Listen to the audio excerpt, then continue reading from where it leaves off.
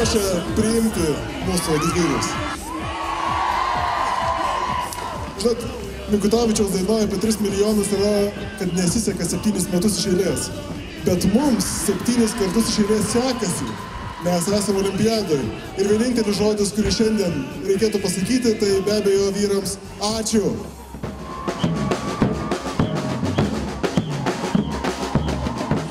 Už palaikymą, kurį jautėme nuo pačių pirmų rungtynių, visą pasiruošimo ciklą, visą komandą labai dėkinga.